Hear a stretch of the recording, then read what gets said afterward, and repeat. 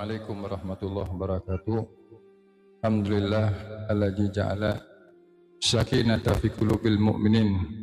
Asyhadu an la ilaha illallah wahdahu la syarika la wa asyhadu anna Muhammadan abduhu wa rasuluh. Allahumma salli ala sayyidina Muhammadin miftahil babir rahmatillah adada ma fi ilmillah salatan wassalaman daimaini bid-dawami mulkillah wa ala alihi wa sahbihi wa man walah wala haula wala quwwata illa billah. Hadirin ikhwan jamaah majlis tazkir Darul Muhibbin yang saya hormati, yang saya banggakan, yang insyaallah mudah-mudahan semuanya diberkahi dirahmati oleh Allah Subhanahu wa taala. Sama kita hormati orang tua kita Bapak Haji Hamid, yang kita doakan semoga beliau senantiasa diberikan panjang umur, sehat walafiat, diluaskan rezekinya, disampaikan segala hajat dan cita-citanya, diberkahi kehidupannya, insyaallah keluarga besar daripada Bang Hasim semuanya. Segala puji hanya milik Allah dan untuk Allah. Selawat dan salam tercurah kepada Muhammad kita, junjungan baginda Nabi besar Muhammad SAW, beserta para keluarganya, para sahabatnya, dan juga para pengikutnya istiqomah ila yaumil qiyamah. Kita sudah menyelesaikan dari awal maghrib, ya, dari awal maghrib sampai ini isya udah lewat ini, ya. Itu udah baca ratib, tawassul, ratib al-atas, asma'il al-husna, maulid Nabi, ya. Sebelum kita melaksanakan sholat isya berjamaah, sedikit buat nguatin kita, ya, nguatin kita ini kadang-kadang bukan terlintas lagi, bukan terlintas, bahkan penyakit yang sedang kita rasain di samping penyakit zahir, ya, penyakit batin, penyakit kita kadang-kadang udah mulai nggak nyaman, udah mulai kurang nyaman kalau kita kayaknya baca ratib itu aja, ya, Asmaul Husna lagi, maulid lagi, selawatan lagi, ngaji lagi, udah mulai itu. Ternyata itu, ya, kalau ba'dul ulama, bagian daripada ulama katakan ternyata itu apa ya?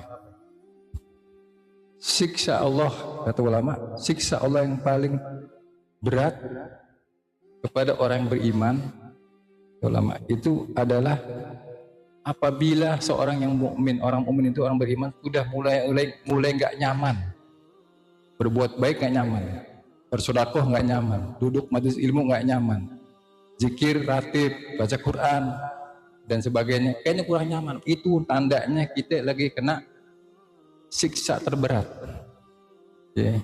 Kalau kita nggak tabrak, kalau kita nggak paksain, ya antum kita semua udah nggak mau nafik sendiri, mau datang kemari ini berat. Tadi mau berangkat sore hujan gede deh, Priok. Bagaimana ya? Bukan masalah tugasnya, bukan masalah kita udah panggilan daripada kegiatan di rumah Pak Haji Hamid, ya, di rumahnya Bang Hasim, ini bukan masalah utang piutang, bukan. Masalahnya ini semua duduknya kita di tempat ini, kalau udah urusan karena Allah Ta'ala, udah nyaman. Ya, datang kemari bukan karena nggak enak, karena Haji Hamid, nggak enak karena Ustaz Said, kayak juga nggak enak karena mungkin ada ikatan sama Haji Hamid, sama Hasim, enggak. Kita kemari kembali kita luruskan niat kita karena Allah Subhanahu Wa Ta'ala. Berat, kita baca Quran kadang berat. Dapat 1 juz aja berat bener. Baca si Yasin aja berat bener. Apalagi yang lain, ya. Waqiah, Al-Muluk dan sebagainya berat. Baca ratib yang enteng aja. Mungkin kita baca ratibnya kolektifan mungkin di dalam majlis ini aja, kalau mungkin di luar di rumah malas. Itu penyakit ternyata, ya, penyakit. Bahkan di dalam Al-Fakir kemarin ngebaca di dalam kitab Komitugian,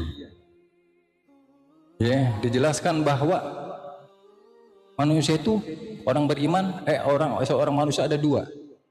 Ada manusia yang munafik, ada yang manusia yang taat. Cirinya manusia munafik, manusia munafik itu manusia yang senantiasa himmah. Himmah itu adalah kesemangatannya, urusannya makan, minum, kawin. Ternyata itu tanda orang munafik. Nggak mau urusan apa? Urusan taat.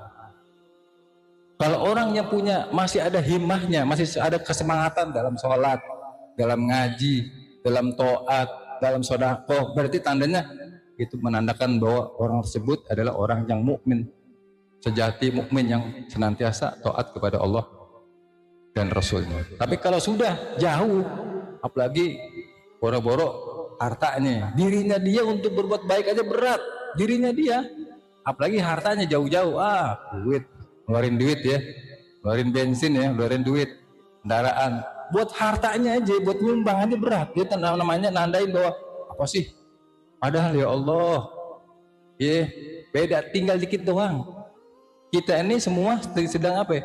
Sedang nunggu datangnya kematian. Kalau sudah masuk dalam kematian, waduh, kalau dia iman yang mutakin, insya Allah dia akan diberikan kenikmatan terus oleh Allah Subhanahu Wa Taala. Maka kata ulama, kenapa kok orang-orang beriman yang mungkin keimanannya cuman panjang hidup cuma dia 30 tahun, bahkan ada yang cuma 20 tahun dia beriman. Kenapa kok nikmatnya panjang di sana, nikmatnya terus-terusan, kholidina fiha abada, selama-lamanya dikasih nikmat sama Allah Taala. Kenapa?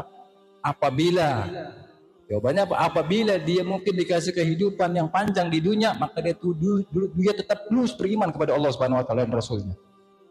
Sebaliknya, orang-orang yang baru jadi orang kafir baru 20 tahun, jadi orang kafir setelah balik baru dapat 10 tahun atau 5 tahun. Kenapa kok siksanya selamanya di akhirat? Kenapa? Apabila dia dikasih kehidupan panjang, maka dia tetap tidak beriman kepada Allah Subhanahu Wa Taala. Alhamdulillah, kita sampai saat ini masih mengimani bahwa tidak ada Tuhan selain Allah, bahwa Nabi Muhammad adalah utusan Allah. Ya. Jadi itu penyakit, sekali lagi penyakit. Kalau kita udah nggak punya rasa apa, nggak punya apa, udah mulai jenuh, udah mulai males urusan ngaji, ya apa namanya, nggak ada himmahnya, nggak ada semangatannya, kayaknya ya anggapnya itu aja baca rapi, paling gua baca rapi, paling gua baca Asmaul Husna, paling juga ya. Ternyata ya Allah, fadilahnya luar biasa buat yang bacanya, buat kampung kita, buat keluarga kita, buat rumah yang di tempat ini, ya. Artinya itu menandakan kita ada penyakit. Kalau kita masih punya apa ya, masih apa namanya, ada tidak nyaman. Apa sih penyebabnya tidak nyaman? Karena udah mulai tidak percaya, kita udah mulai tidak percaya. Kayak Allah kagak ada, kayak padahal kita hidup ke dunia nggak punya rencana kita hidup di dunia. Begitu udah dikasih kehidupan dunia, begitu balik masih kecil dia nggak tahu. Begitu udah balik, udah tahu dunia, waduh, nuntut macam-macam sama Allah ya. Makanya kata Nabi di dalam sebuah hadis suci, Allah Ta'ala berfirman, kalian wahai hambaku jangan bertanya tentang bagaimana rezeki kamu. Jangan aku tidak pernah menuntut bagaimana ibadah kamu kepada aku. Coba kalau kita dituntut sama Allah Ta'ala, bagaimana ibadah saya ini yang udah nggak bener ibadah kita, yang bolong-bolong, yang males-males. Ayo bahasanya kita gini, lu minta sama gue, lu sendiri nggak pernah menuhin hak gue. Ya, kadang-kadang contohnya kita aja kerja di suatu pabrik atau di suatu kantor, ya kita maunya mintanya haknya kita aja. Bos, naikin dong gaji saya. Bos, tambahin dong bonus tahunan. Bos, bentar lagi Desember bahunan. Kerjanya malas-malas.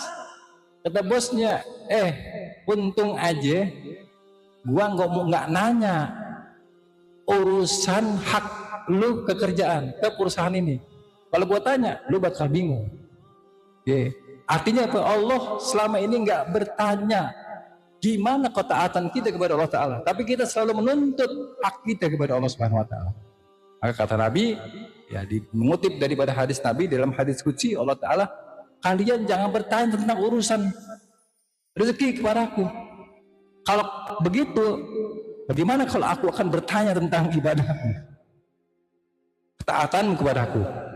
Udah, pokoknya kita hidup, kita yakin bahwa kita akan diberi oleh Allah Subhanahu Wa Ta'ala tanpa kita pesan, tanpa kita minta, kita diberikan rezeki oleh Allah Subhanahu Wa Ta'ala. Ya, adapun lebih-lebihnya, ya mintanya kita di tadi malam hari kita minta sama Allah Ta'ala, mudah-mudahan permintaan kita ditambahin, permintaan kita digabul oleh Allah Subhanahu Wa Ta'ala. Niat kita, hajat kita, insya Allah. Jadi sekali lagi, ini sekarang akhir zaman, jangankan antum, saya sendiri kadang-kadang kena begitu. Hawa udah nggak nyaman, ya. Kayaknya baca ratib aja males banget buat pribadi. Baca Quran males, maunya nongkrong, maunya duduk, maunya ngobrol lah, gak jelas. Ini menandakan ini penyakit tuh deh. Kenapa? Kata para ulama, sebagian daripada ulama katakan bahwa orang yang sudah tidak nyaman dalam urusan ibadah kepada Allah Ta'ala, ya berarti menandain itu adalah siksa terberat bagi orang beriman.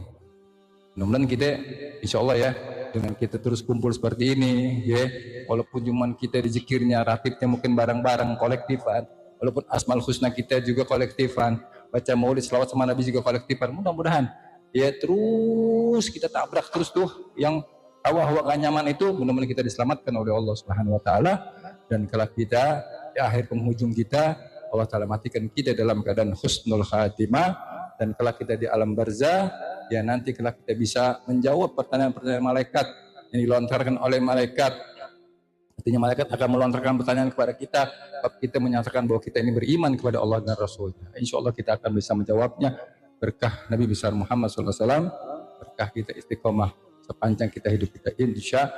Jadi di samping kita kumpul ini minta urusan dunia, jangan lupa urusan akhir juga pikirin ya, bab kita ini nggak bakal di dunia melulu ya, bakal juga kembali ke akhirat. Akhirat kita bakal diperhitungkan oleh Allah Subhanahu wa Ta'ala. Maka kata ada seorang badui, orang Badu bertanya kepada Rasulullah, Rasulullah, besok di akhirat yang nanya urusan saya ini siapa ya? Kata Nabi, Allah. Oh gitu. Ya sudah, kalau yang nanya Allah, apa-apalah, orang manusia juga selalu berbuat baik kok. Allah baik sama saya, kata dia. Saya juga berbaik sama Allah. Allah mudah-mudahan ya Allah baik sama saya lah. Jadi ya, makanya tanamkan terus, kata ulama, dari kisah ini tanamkan terus kita husnudzon, berbaik sangka kepada Allah Subhanahu Wa Taala. Insya Allah kalau kita sudah telah menanamkan berbaik sangka kepada Allah Taala, husnudzon billah, maka nanti kita akan diperlakukan baik oleh Allah Subhanahu Wa Taala. Amin ya rabbal